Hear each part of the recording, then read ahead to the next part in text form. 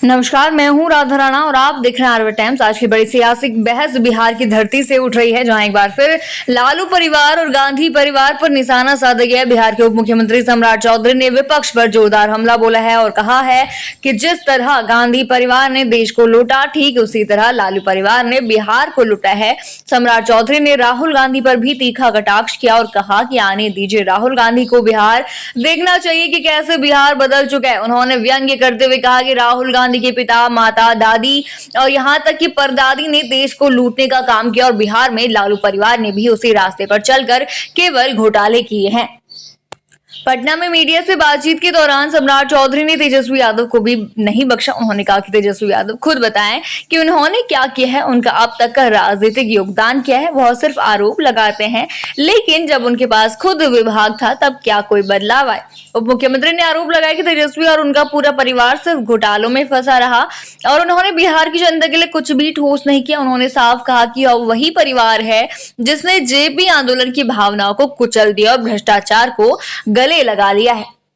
वहीं सम्राट चौधरी ने संपूर्ण क्रांति दिवस के अवसर पर लोकनायक जयप्रकाश नारायण को श्रद्धांजलि देते हुए कहा कि जेपी आंदोलन ने देश को नई दिशा दी थी और आज पीएम मोदी और सीएम नीतीश कुमार की सरकार उसी दिशा में काम कर रही है। उन्होंने कहा कि एनडीए सरकार जेपी के सपनों का भारत बनाने के लिए प्रतिबद्ध है।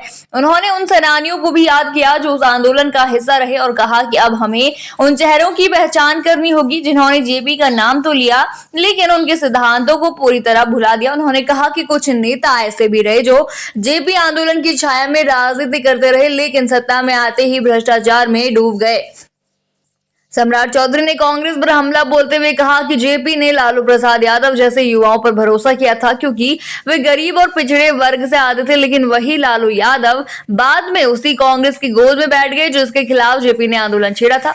उन्होंने कहा कि कांग्रेस शासन में जो भ्रष्टाचार था उसके खिलाफ जिस लड़ाई की शुरुआत हुई थी उसी आंदोलन से निकले लोग बाद में सत्ता में आते ही उसी भ्रष्टाचार का हिस्सा बन गए। ये विडंबना नहीं तो और क्या है कि जिन आदर्शों के लिए आंदोलन हुआ वही सत्ता के लालच में पीछे छूट गए।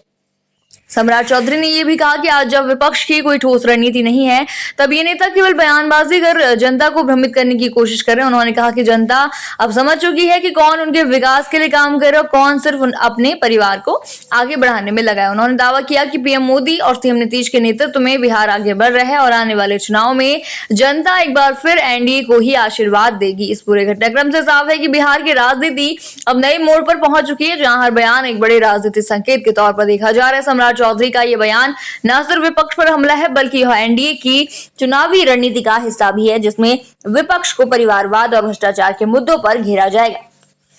आप क्या सोचते हैं इस पूरे मुद्दे पर, हमें कमेंट सेक्शन में जरूर बताइए और बने रहिए आरवे टाइम्स के साथ ही चैनल को सब्सक्राइब करना न भूलें और हमारी फेसबुक और वेबसाइट के साथ भी जरूर जुड़ें।